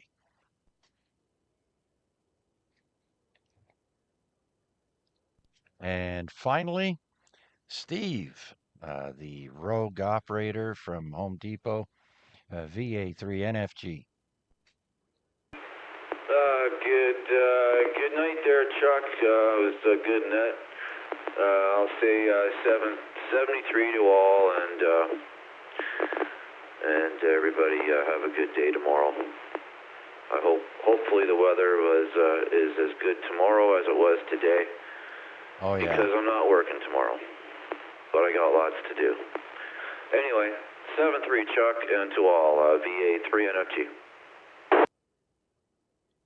All right, Steve, have no fear. Shelley Marriage came through with the weather forecast last night saying nothing but sunshine for almost a week and low mid 20s or low to mid 20 temperatures. So perfect. Not too hot, not too cold. So it's looking good, Steve. Enjoy it. And that's the end of my list. And if I missed anyone that's on the YouTube stream, I'm sorry, but thank you so much for joining me and hope you enjoyed yourselves on the stream. And I'll be doing this again next week. Same bat time, same bat channel. Until then, be safe, but be kind to one another. This is VA3CJZ saying so long for now. 7-3 and 88. Ciao.